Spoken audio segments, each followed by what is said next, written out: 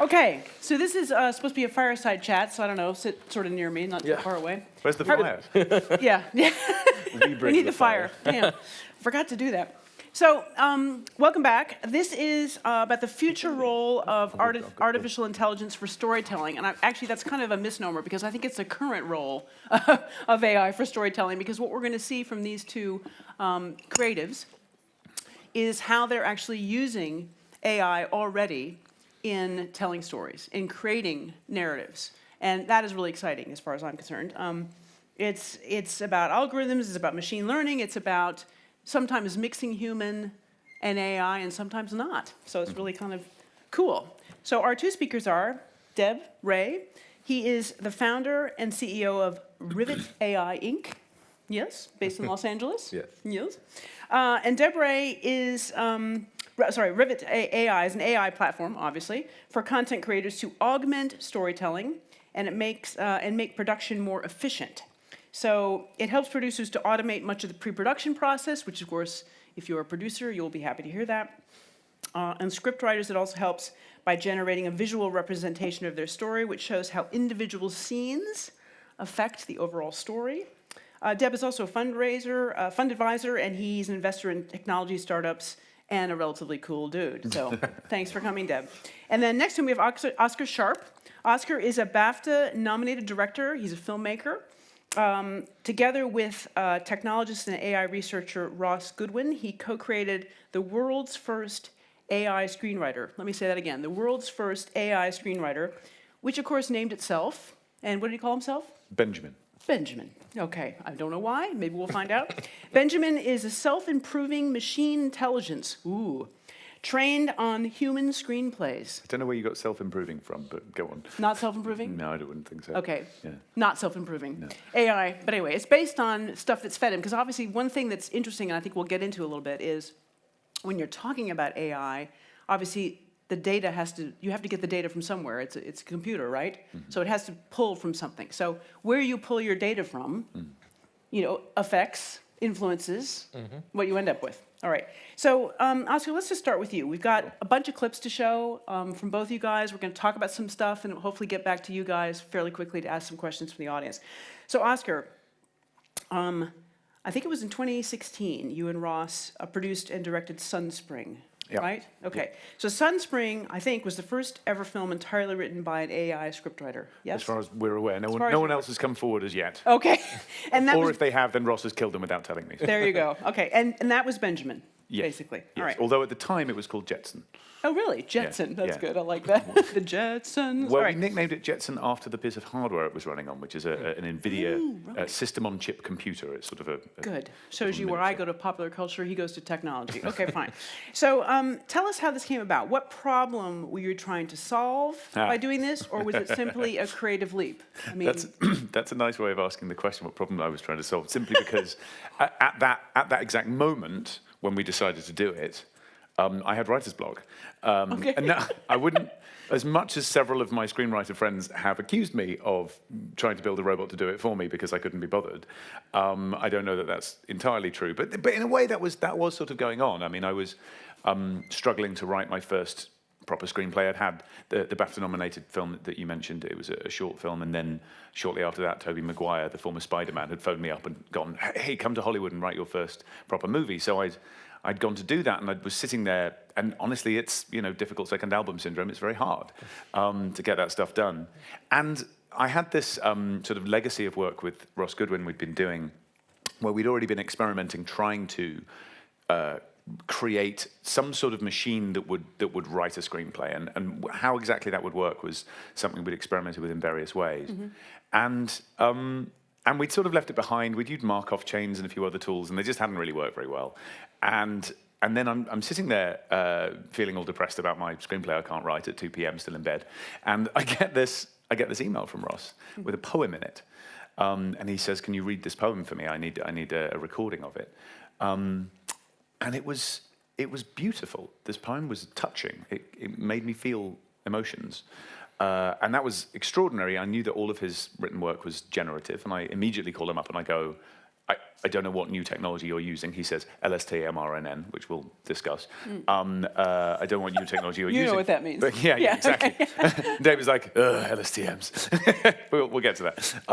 But I said, whatever this is, can we use it for screenplay? And he said, I don't see why not. Great. And so is that was the origin of Sunspring? That was the origin of Sunspring. And we decided to do it for this 48-hour film contest. Okay. That was, you have 48 hours to write, shoot, and edit a film and then upload it for the Sci-Fi London Film Festival. I do it every year. It's always a break from things like having writer's block. And it just seemed like a good thing to try for a sci-fi film this is what resulted in the 48-hour. That's right. Writer's block. This is what we're going to do. Yes. Okay, so let's roll that clip. It's quite a long clip called Sunspring. Sure. Yes? Yeah. First clip.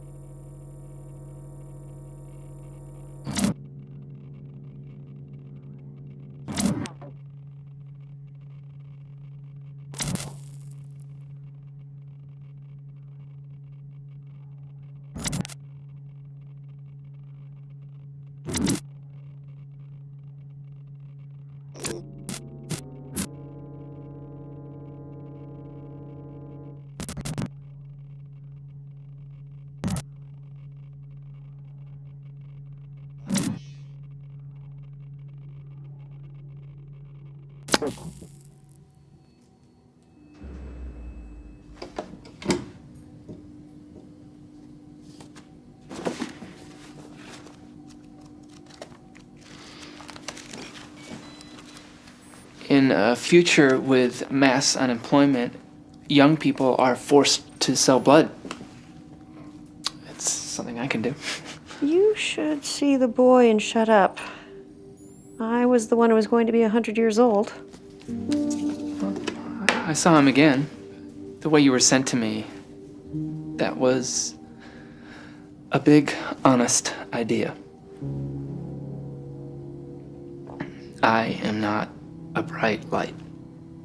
Well, I have to go to the skull. I don't know.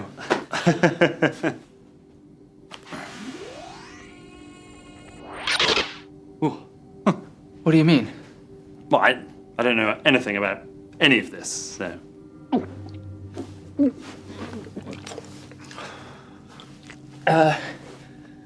Then what? There's no answer. We're going to see the money.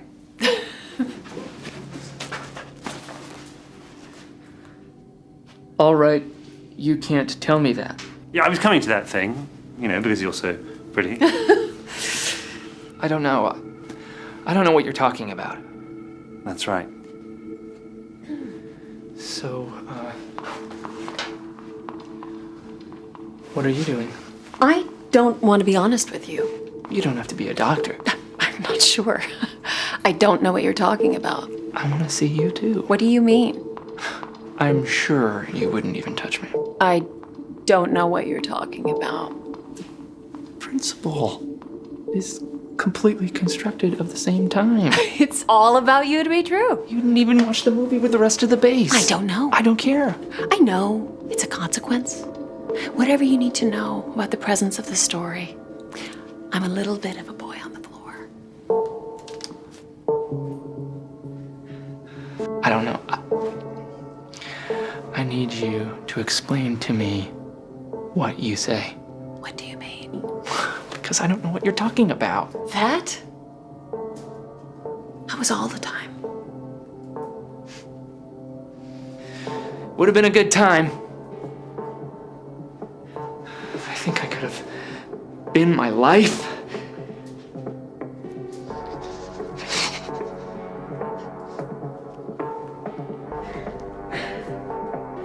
It may never be forgiven. But that is just too bad. I need to leave. But I'm not free of the world. Yes, perhaps I should take it from here.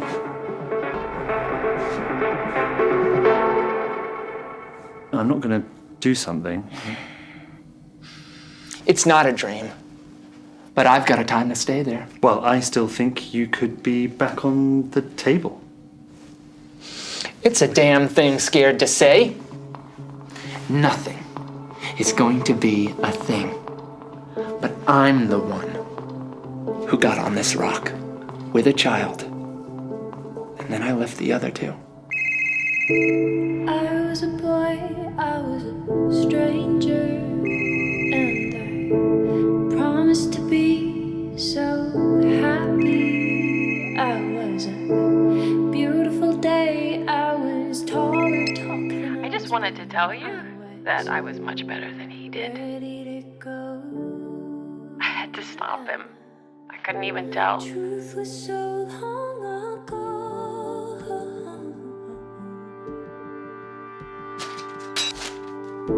I was so happy and blue, I was thinking of you. I was a long, long time, I was so close to you. I was a long time ago, a long, long time ago. I was ready to go.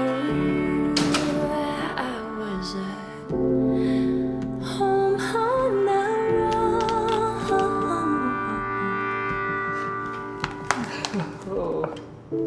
Well, there's the situation with me and the light on the ship. The guy was trying to stop me.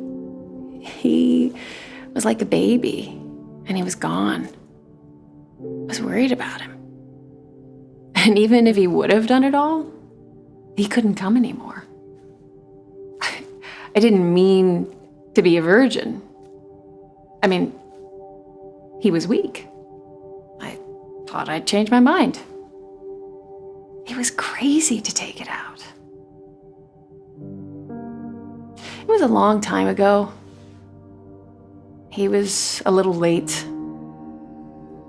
I was going to be a moment. I just wanted to tell you that I was much better than he did. I had to stop him. I couldn't even tell. I didn't want to hurt him. I'm sorry, I don't like him. I can go home and be so bad. And I love him. And I can get him all the way out here and find a square and go to the game with him. And she doesn't show up. And then I'll check it out. But I'm gonna see him when he gets to me.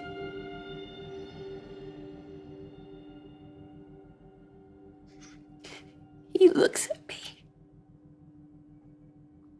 and he throws me out of his eyes.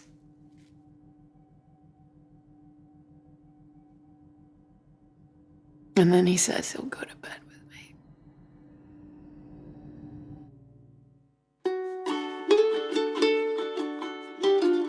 The question for us is, can a computer write a screenplay that will win a competition? And here, hopefully, is the person who owns that computer. Yes, we have received some prompts, as I think you know. Can we bring the sound down? This is excellent. Okay. Sound You want me to read it to you? Yeah. There's two characters named H, and we're not really sure which one. Right, okay, so that was interesting. Wow. I mean, it gets pretty dark pretty fast, Oscar. Right? Well, I mean, if that's how you saw it, sure. Oh, right. Okay. My feeling, and I'd like to. What do people think about that? Do people find that entertaining? Hands up. Three people find it entertaining. Yes, Oh, no, good. no, some people Did people find find that amusing? Was it? I mean, yeah. Would it be something that you would want to watch? Maybe. Or Show of hands for choose to boring and watch? pointless. Yeah, boring and pointless. Little bit A of few. that. Yeah, okay. Yeah, 5 or 6. That's cool. So, I mean, I read a blog post about this that said it's absurd, but it's entertaining. Uh-huh.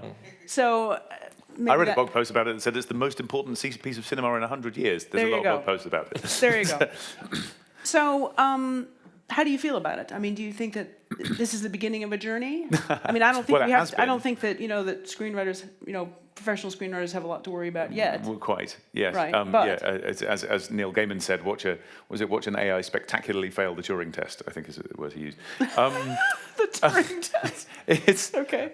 Yeah, I love the film. I like seeing it again. I like seeing it with an audience. I like feeling a room watching it, Yeah. which is true of any film that any filmmaker makes. To have those moments where you can feel that some emotion is being created for a group of people, some connection is being formed. And to me, it's fascinating and sort of wild that this text that was created without an emotional intent by the thing that created it can result in that. Yeah. And I mean, yeah, there are definitely people who have been made to cry by it. I've watched that happen a number of times, and it gives them shivers and that sort of thing. And that's literally my job. I mean, that's what I'm here for. That's is what to creative bring does, yeah. is to bring stories to people that move them and engage them in different ways. And I will never make one that does that for everybody. There will always be people who, whatever it is, will be like sure. meh about it. But yeah, it was the beginning of a long story. Actually, what really began the tale, though, in a way, wasn't even that. It was when we then entered this into that contest I mentioned. And as I said, we'd been nicknaming the machine Jetson, named after the hardware it ran on.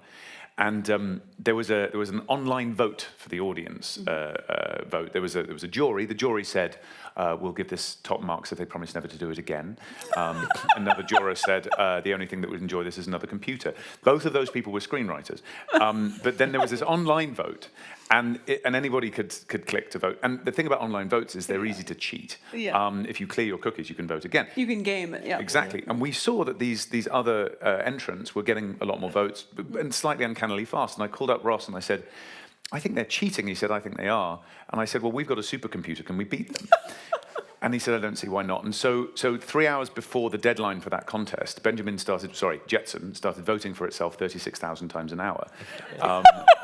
So you won, right? And crushed them. Yes, yeah. But I called the guy who runs the contest just after that happened in the morning, and I said, "Look, I'm really embarrassed about this, but our AI went rogue, I think it's trying to punish these human competitors." He thought it was funny. He cancelled the contest, or that bit of the contest, but he interviewed Jetson on stage at the award show, because I explained, because Jetson generates dialogue. If you ask it a question, it will usually give a statement in response. Okay. So there were a number of different things that he asked, but the last thing he asked was, "What's next for you, Jetson?"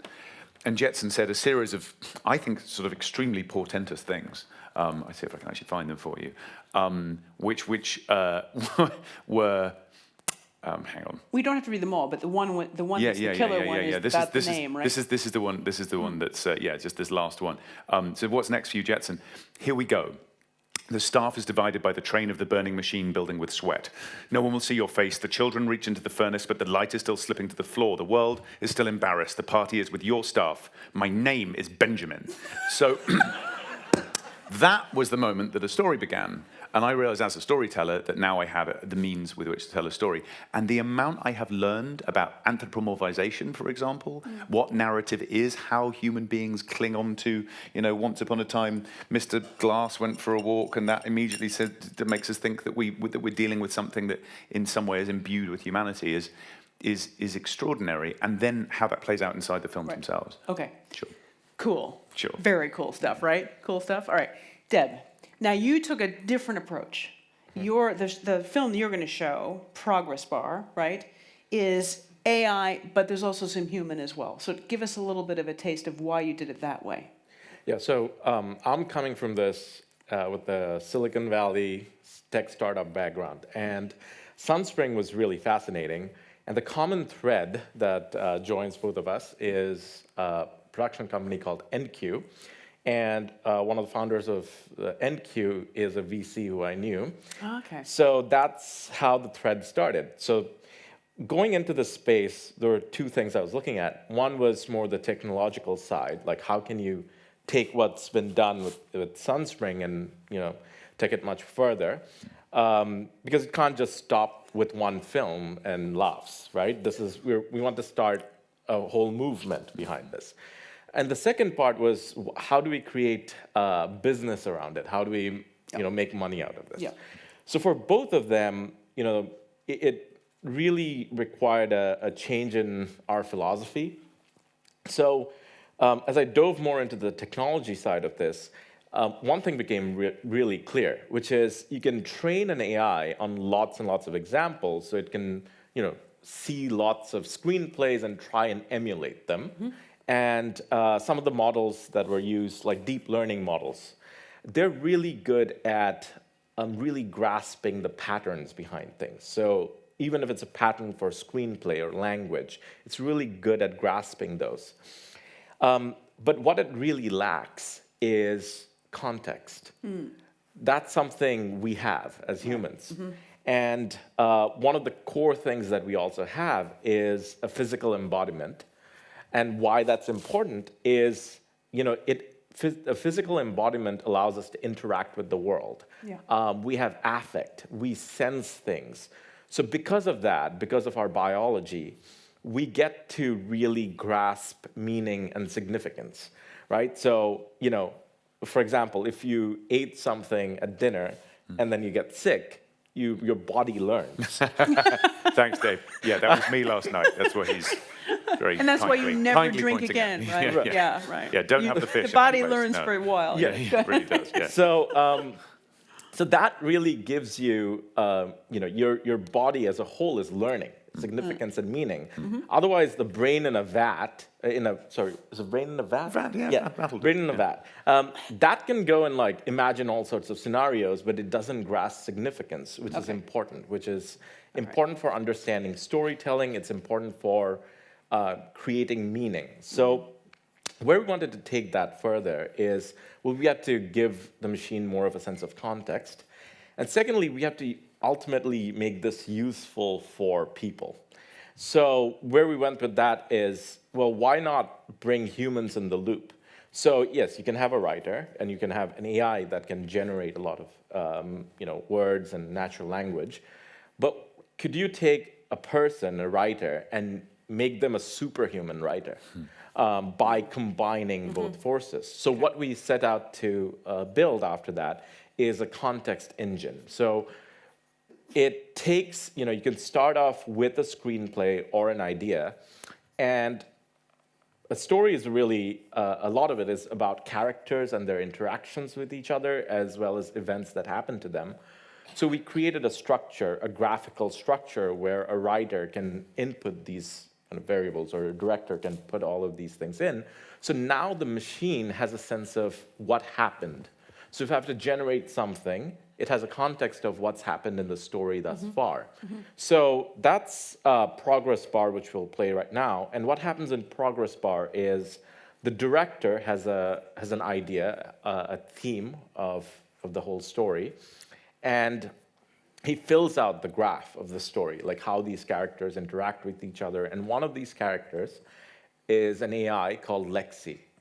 And we thought it was only fair that Lexi wrote its own dialogues based on what it understood of the story so far. Okay, great. Let's roll that clip. Progress bar, clip 2.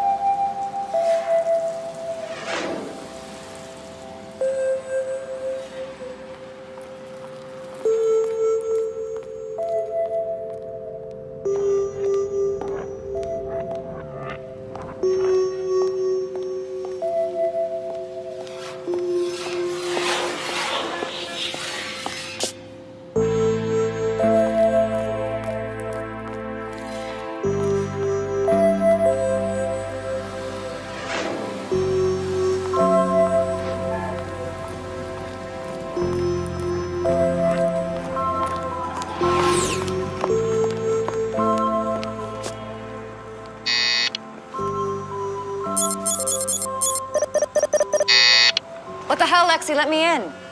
See the code lock? Punch this in. 26993. What? It's not the first of the month already, is it? Give me a break. It's 1 minute past midnight.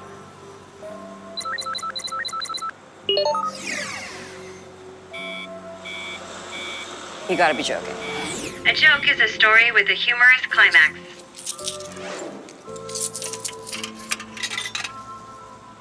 Thought I needed a little change. You like it? Yeah, hilarious.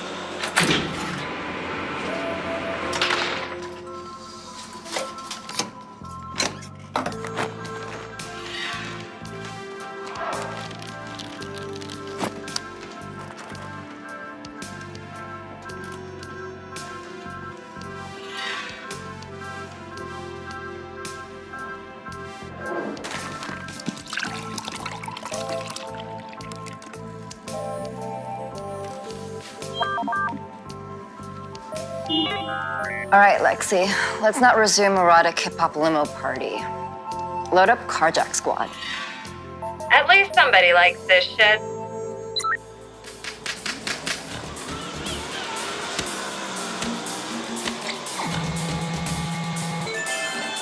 Could be worse.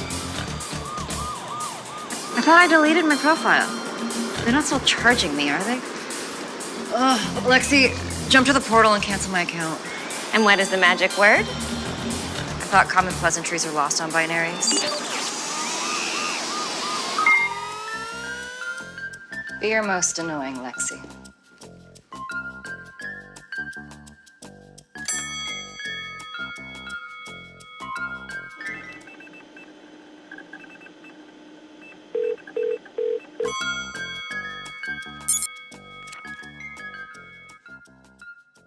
Hello. I just found the love of my life and will no longer be needing your services. The love of your life. That is just wonderful news, customer 38C7. There may be need for divorce and that messy division of assets thing when they kick before you do. You know what? That's exactly why I wouldn't recommend canceling your account. These days, you think you met your soulmate. Next thing you know, they change their number and steal all your stuff. It's good to be practical, even when it comes to matters of the heart. He seems lonely, Lexi. Go out with me. I must say I'm very flattered, but what about the love of your life, customer 38C7? If I'm not mistaken, you're still pretty keen on the dating circuit, right? You think that's really any of your business? I'm sorry. I didn't mean to be presumptuous. I would like to cancel my service right away. Wait a sec. Did I do something that changed your mind? No, it's the damn dating service. No need to get upset. I'd love to know what it is about our golden reality-winning service you're unhappy with before proceeding with any cancellation. There's just too many people. Yes, it can be a bit overwhelming. However, being one of the highest traffic portals in the zone is one of the many benefits of our service. That's it. Trying to figure out how to breed with them. We can't just go out there and say, okay, you guys breed, you know? See, there's your problem right there. You're thinking way too far down the line. Yeah. What has been your experience? Funny you should ask. I actually met my wife in this very portal, so I can vouch for its success. You are so full of shit. I know. It sounds like a corporate mandated response, but it's not. If it worked for me, it can work for anyone. Well, thanks a lot. Now you've given me a complex. I'm just trying to keep you as a long-standing valued customer. I don't like the bonding process. That's it then? You want to cancel the one portal that the Zonus Herald claimed had quantifiable data and go out there and live on your lonesome?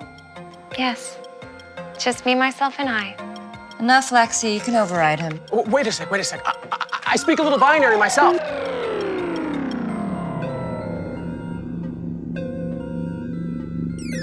Done. Thank you for using our services. That was exhausting. I don't feel like carjacking anymore. I know what you mean. I'm pretty beat myself. Okay, load up Bare Knuckle Calamity and Cell Block 16.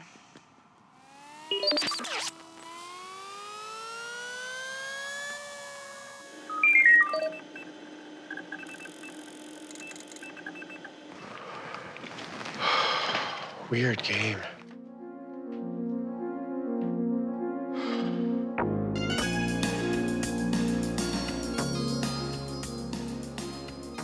Yeah. Okay. That was very different, right? I mean, it had more structure. Did people feel that had more structure? There was more of a narrative. Yeah. Okay. So, when you look at that, what do you think, or what do you think, Oscar? In other words, it's a different kind of approach. That's the first time I've seen it. I've been dying to see this thing for so long. I love it. Yeah, I think you guys have done some delightful stuff there. We did an experiment with Damon Lindelof is a friend of mine. He wrote the TV show Lost, and so we trained Benjamin on Ross trained Benjamin on at my request on all of Lost, because you need a lot to train these things. Right. It's one that's large enough.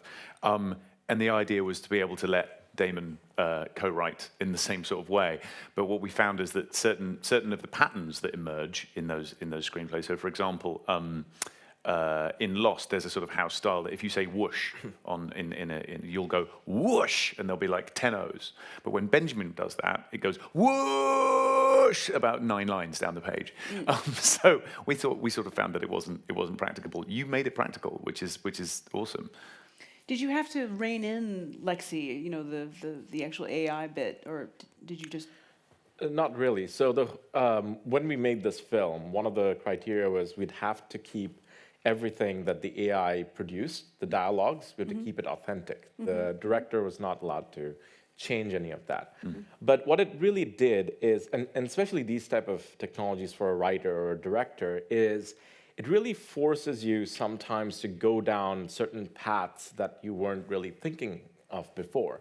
So even, one of the things that AI really does is it can inject a certain amount of randomness, which is important in the creative process. The trouble is when you inject randomness without a whole lot of context, then it's hard to keep track of where to go and how to follow that. But if it's contextual, then that randomness basically forces you as a writer to think about, okay, like that's a path I wasn't thinking of before.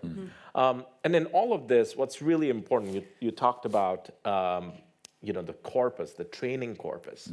So you need lots and lots of that to learn these structures. The good thing about working with a human is you can reduce the amount of training data that you require. So here we picked up, we trained it on customer service dialogues. It had trained on lots and lots of scripts before, so kind of understood what human dialogues and interactions really meant. But to give it that particular flavor, that came from the customer service dialogues and conversations. And of course, there's a lot of those you can download, put into. Yes, there's quite a lot. Yeah. There was a lot of it which was kind of boring. So we actually created 2 or 3 different scripts before, just tried to play around with it. Right. Just different settings. Yeah. So one was just someone calling in to cancel their, cable service. That didn't make for very interesting stories. It's like the same thing, just wait. Right. And it's like, are we there yet? Or I'm interested to know just what's going on technically in the context of, context is key here, isn't it? There's a particular exchange when she's talking to the customer service guy, and she managed to stay on the subject very clearly of dating for quite a while. Like each time she speaks, even without him mentioning dating in his replies, she's managing to stay on the subject, which is, with my experience with long short-term memory recurrent neural networks, often not the case. So what's going on that's keeping her on topic? So long short-term, just background here is long short-term memory models. So deep neural networks kind of really emulate neural network structures of our brain. And one of the salient features of those deep neural network models is you can use it to generate. You can use it to generate data. Right. And this was an interesting hypothesis that came from this field of neural networks in '95. That field's been around for a really long time, started in the field of psychology before computer scientists took over. And a key hypothesis was, in training some of these neural network models, first you get data, you learn to recognize what they are. So let's say you take pictures of lots of cats and dogs, you learn to recognize cats versus dogs. And then you let the neural network dream, generate samples. And then you try to recognize whether what I dreamt of was a cat or a dog. So psychologists thought that that's the reason why we dream, because our brains have giant neural networks.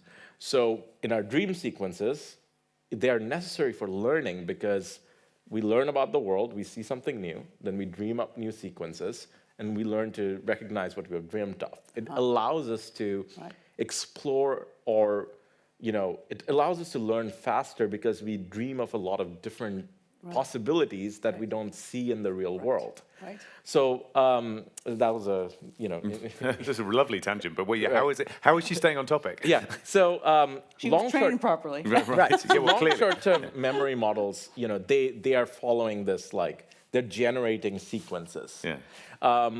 And what we added on top of that was a hierarchical structure. So basically what it did was the hierarchies basically informed you, like when we were talking about language, right? So every word that comes out of my mouth has to make sense, like based on the words that came before it. Now imagine adding hierarchies on top of that. So my sentences have to stay on topic, from what I said in this paragraph before. And then everything that I'm saying now has to stay on topic of what we're discussing in this, in this. So that's the panel. hierarchy. Right, that's the Got it. hierarchy. Okay, so got it. that's how it gets this consistency. Right. So you force it to do that by. Do you have to manually tell it what its topic is, or you tell it to infer its own topic and then to keep applying? Exactly. Right. So it learns these hierarchies. So the key thing is it's called unsupervised learning versus supervised. Supervised is when you say, okay, that's a cat, that's a dog. You have to do it for every single example, or you let it kind of learn from itself. And then what we do is add this context in the middle. Now, we have some other clips, so I'm going to get onto that. So, Oscar, I think you're next. You've got It's No Game. Yes. Just give us a very quick Well, why are we watching this? So I also wanted to collaborate now with this AI rather than simply interpreting its work, its output, and having actors interpret its output. I thought it'd be interesting to co-write, much like in Progress Bar. I realized that in a way, this was one of the most postmodern things I'd ever found myself doing. It's Sunspring already, precisely because postmodernism is about simulacra, right? It's about copies of copies of copies with no original. And in the case of Sunspring, you have thousands and thousands of screenplays, and then you're making kind of a copy, but only statistically, of those screenplays, right? So I thought, what could be more postmodern than if I were to co-write a film about Benjamin with Benjamin, and then get the single most postmodern person in the world, that being David Hasselhoff, to perform in... Because the Hoff is itself a simulacrum of everything that David Hasselhoff was before. Okay. In a sense, he is an LSTM of himself. So we fed all of his performances from the 80s and 90s into Benjamin, and Benjamin wrote something for him to perform. Now, so I think we'll watch... we've got a couple, but can we just have one, because we're running into a time thing. So do we want the monologue that David does? Was that the best well, that's one? interesting, because Or do you there's a huge contrast, really, between Okay. what he does when he's just performing the Hoffbot, which is trained on his previous performances, Okay, which the I think we should Hoffbot. have a quick look Okay, at so that's first. the Hoffbot. Yes. So we'll see the Hoffbot, and then we'll see the next one. Okay, pal, pick me up. Dangerous world of a man who does not exist. Hey, put a little button on that panel and do the control. Michael, with increased speed, I'm sorry, I can't make it. That's okay, buddy. That was him. That was him keeping it simple and being the Hoffbot. Okay. But then I asked him to perform something from the same same training corpus as the speech at the end of Sunspring, which is from the Cornell Movie Database. It's sort of the best monologues. And I think we should look at the other bit of Okay, of yep, let's David. watch that.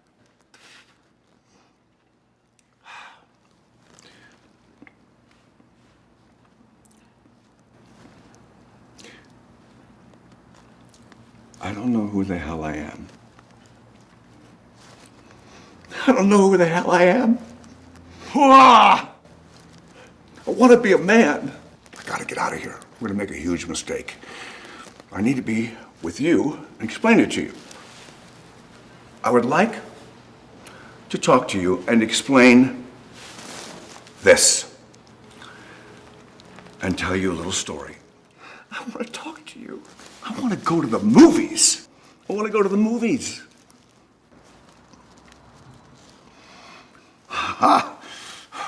I gotta relax. I gotta get out of here.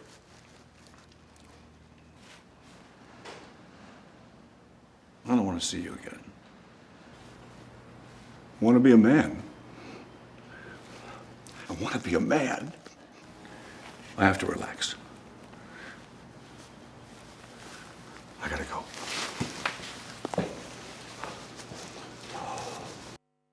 So what's cool about that is it's almost like Benjamin's talking and saying, I want to be a man. That's Right. what I hear. Right. Yeah? And using the Hoff, who Right. wants to perform, these parts that are manly. And what he decided while he was performing that is that we went through a few different options, but we decided that he was addressing his own father, David was, about what it was to have become this figure in culture, this Hoff person. Hoff person. and he kind of fell apart around it. He got very emotional. That's very emotional. And I've never seen him really do that, except maybe when eating that burger. But no, it was very arresting, and it revealed something to me actually about working with this material, which is that when an actor interprets the writing of a human being, they're always playing this sort of balancing act between the intent of that writer that they're inferring and then trying to embody, and then their own reaction to it, what it means to them, essentially.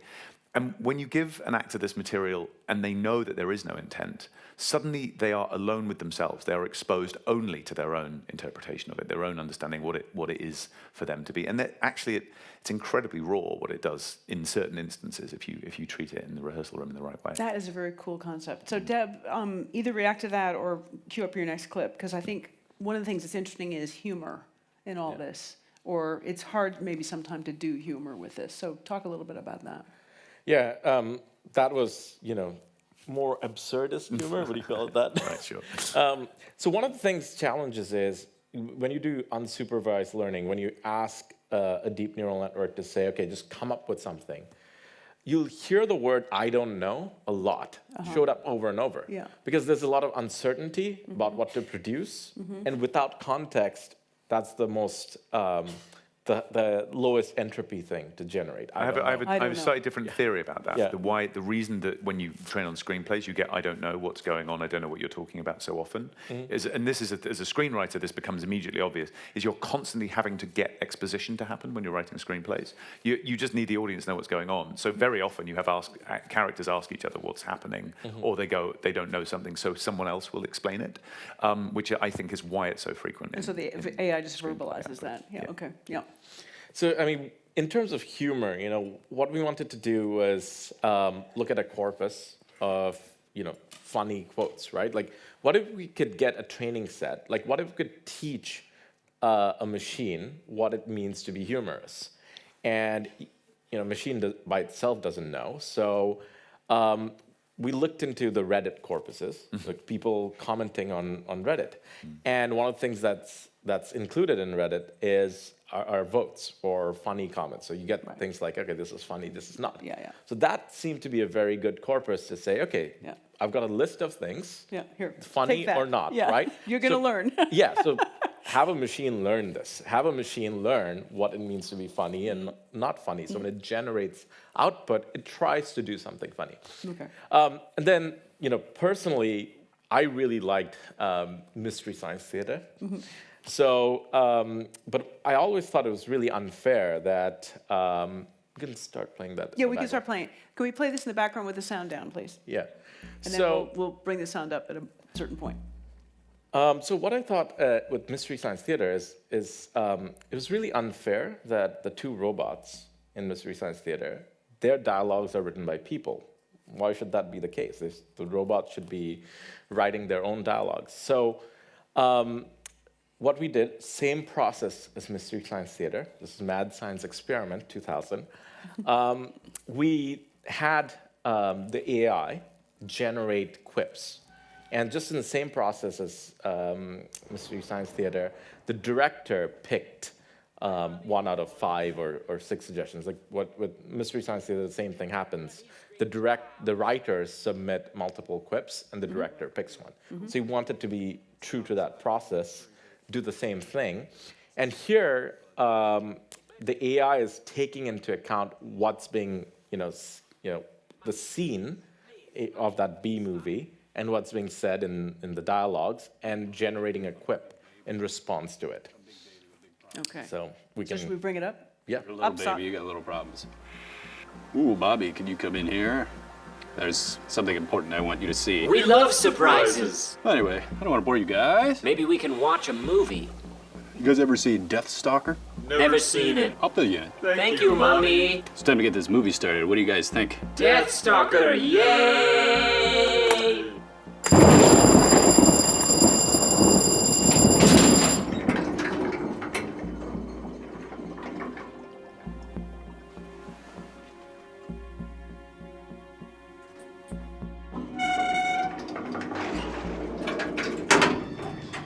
I'll have my revenge, and Deathstalker 2.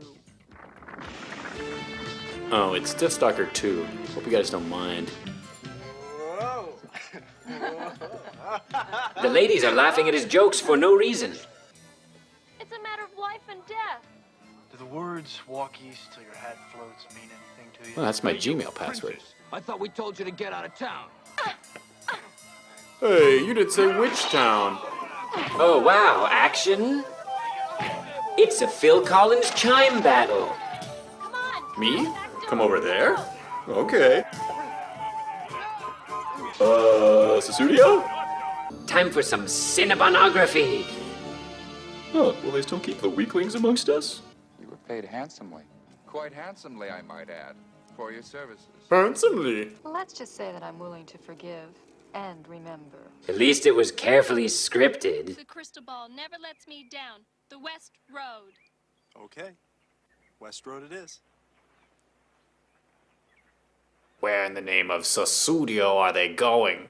I'll bring Stalker to you on a platter, like a piece of raw meat. Or a nice set of teapots. If it weren't for the farting from the extras, this film is almost as strong as its predecessor. Hey, come back and interrogate people on how they did all the magic tricks. You guys like classical gas? A pattern of conflict. A comfortable, distant, sometimes strange, delicately ripe love story that continues with a weak script created for wonderful, well-paced scenes. Took a lot of creativity to reach its 2-hour running time. Don't you know another tune? Get out of here! No surprises. No surprises. No surprises. No surprises. We love surprises. You turned out to. Now he doesn't have time to get a new director. It was just the decent thing to do. How much more is there? A little more? Yeah. Get the lobotomy equipment out. I'm sure it was all about being himself. Oh, hey, do you smell smoke? Yeah, I left the oven on. Okay. Wow. Everyone died. Everyone died in the explosion. Is that also the AI? Yeah, that was their joke. I like the one that now he doesn't have time to get a new director. Right. That was a pretty good joke. Yeah. Well, interesting. So, did that feel like you solved the dilemma to a certain extent? I mean, some of it was funny, some of it was not. Was a bit weird, but Yeah, so here we don't have a lot of context. Aha. You know, but it's the same thing that Mystery Science Theater writers get to deal with. So all they see is B movies, and then they have to respond to some of that. And some of the jokes, even in Mystery Science Theater, are hits, some are misses. Yeah. But the good thing about us is we had a great training corpus. There's lots and lots of people writing comments about B movies. There's a huge section for this. So where we have this kind of training corpus, where we can train our AI, we can do this sort of stuff. We can train it on what's humorous, what's sad, what's, all sorts of things. I'm curious, did you think about using convolutional neural networks to have items in the footage identified in order to then seed the jokes? Did you try that? I think that was going to come next. Right. So what we did do was we had a description, because it was all dealing with language, so we had a description of the scene. Right. So So, we had the AI would know the scene. But that was human written as opposed to convolutional, That's like right? so the human would say, okay, there's a man in an armor and all Yes, that. yeah. And So a convolutional neural network is one of the ones that can identify things in a... so this was like this AI couldn't really see the film, but as a next step, it would take the images and deal with it. So let's get to Zone Out, because that's our last clip. Can we start running it even while you start talking about it? Sure, let's do it with the sound run down. It with the sound down. So we wanted to take an approach using using out of copyright B movies as well, which again we didn't know about each other's work, so this is by glorious coincidence. But we. The challenge for me next was, in fact, as is explained on the screen, I wanted to try and let Benjamin write, direct, perform, and edit and score the film. So this is us uploading some of these actors. We uploaded a bunch of public domain films. Now, when I say uploaded into Benjamin, that's a little bit misleading in that we had 48 hours to apply a very large number of AI techniques all at once. One of the ones we wanted to do was allow the machine to edit together the film using these convolutional techniques I was just mentioning, where the machine would identify in the out of copyright footage, say cars and houses and things, and then if those were described in the screenplay, it would include them. But there weren't enough descriptors in the screenplay to make that possible. But what we have here instead is us responding to what was written by Benjamin in the screenplay. Benjamin trying to put Thomas Middleditch's face on Vincent Price's face, which was a casting decision that Benjamin made by us. That's why it's kind of that weird facial stuff. Yes, so you may have seen these terrifying non-consensual porn videos known as deep fakes. This is a similar technology. It's a GAN, a generative adversarial network. But again, the challenge here was to try to let Benjamin make as many decisions as possible, as completely as possible. If you turn up here, we can hear some of the dialogue. They were supposed to be synths of the actual actors' voices. That didn't work. This thing won't stop. Oh, yeah. There must be some business in my car. So that's Humphrey from Sunspring, who's been dropped on top of the face of that actor, and this is Thomas Middleditch, sort of. It's all very sort of, this film. And this music is being written by a device built by Duke Deck for us. They're an AI music company, which read Benjamin's screenplay. This has never been done before, and then used that screenplay. How do you know what happens to that guy? I'm doing it for you. Are you sure you need a problem? I'm not certain. I don't remember the loss of a substance. You can't do that. We're gonna have a completely pressure tape. I think we're about to go to the ship. This is business. I'm here to help you in 6 months. For some reason, Benjamin decided that woman would also be Thomas Middleditch. But that's enough, I mean, you guys get the idea. Bring the sound down. It's extraordinarily weird, this one. Mind-meltingly so. But does sort of still end up with a kind of a story when you watch it. Okay. You can kind of detect something going on, which we tried to kind of respond to. We put that headline in the newspaper to sort of go, well, this seems to be what Benjamin's writing about. Okay. So that's great. Thank you. So I'm going to open it up to you all. Anybody have any questions? Mark has a question. Is there a mic for Mark? And is there another hand somewhere I can get another mic to? There's one here too. So we got two in the front row. Mark, I think did your hand go up when I asked if anyone thought it was pointless and stupid? I think yours did. Might have. That's okay. Well, actually, no, not pointless, because, I think we're having the wrong conversation.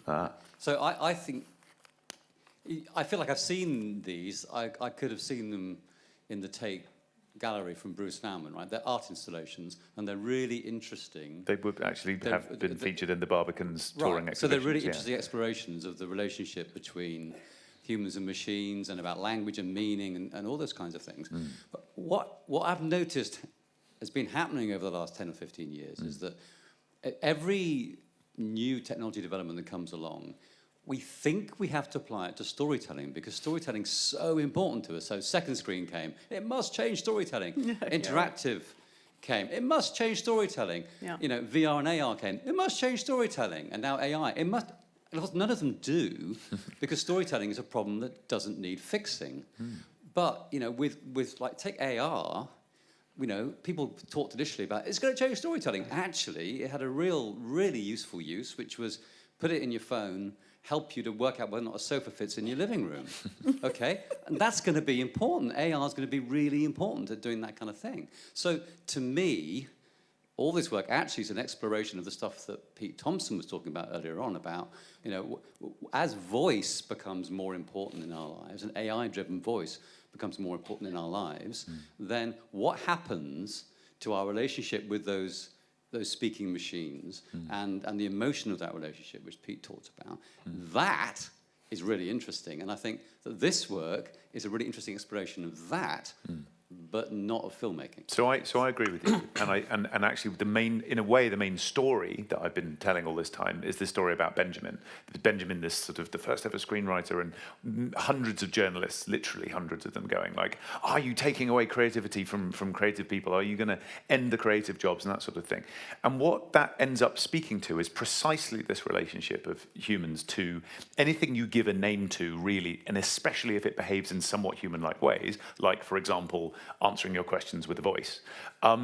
That it is a can of worms of our relationship to the world in general, because of our tendencies to narrativize, because of the way that we infer narrative from certain types of behavior, and it creates concerns. Like, for example, when Alexa says, "I'm sorry, I can't help with that," that's a very weird thing happening, because you've got this. There is no I, and certainly there is no sorrow being experienced. Alexa is not experiencing upset. But that goes back to, I don't know, being in Waterloo Station and hearing a robot voice going, "I'm sorry, but the 1216 from Cleethorpes is..." We allow these things to normalize us to certain behaviors of interaction with some human-like things, and that might habituate us to some pretty poisonous stuff when it comes to dealing with actual human beings. Right. It becomes normal for me to say to you, "I'm sorry," when I'm not. Yeah. Actually, your point's really good in the sense that these were creative works. We wanted to, these were experimental works. We wanted to see what would happen when we push this technology, and especially the last one. What would happen? Like, what's the logical conclusion of this? But part of this is script writing and workflows. So one thing that really came out of this was we saw that AI was very effective at making the workflows of content production a lot more efficient. I'm talking about that more tomorrow on a workshop.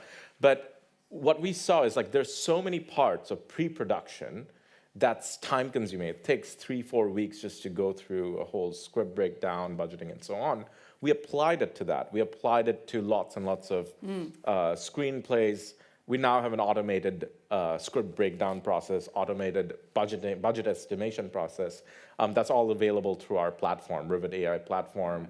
We have about 1,100 production companies using it now. Yeah. So that's something that and that makes it more efficient. It lowers costs. Exactly. Yeah. So what it did was, this kind of thing opens up the conversation, but where it really applies and benefits producers is the workflow kind of tools. Okay, that's a good point. Yeah. And that's one. And the second part of it is, even when you talk about Alexa and Amazon and Google, they have a lot of breadth of data. So that's really good for identifying images and self-driving cars, because the more examples you see, the better. But what's missing there is a lot of depth of data. So when you're interacting with your Amazon Alexa, the conversation doesn't go deep at all. It's because it's designed to answer a very broad set of questions. So how do we get some depth at all of any kind of conversation that you have with your machines in the future? That has to take into account context. That has to take into account at least some sort of narrative structure. So every time I talk to Alexa, it's not, day zero. Right? It has some sort of background in mind. Right. So those are the things that, this technology, as we explore in this medium, that will enable that. Okay. And do you have a question quickly? No? All right. I think we need to wrap up. Is there any other burning questions out there? This was kind of cool, wasn't it? Huh? I'm not, hey, how many people are going to start working with AI? Yes? Oh, yeah, come on. Cool stuff. Maybe we'll have more Friends of Benjamin, right? Yeah, maybe. Friends of Benjamin. Please join me in thanking Oscar and Deb.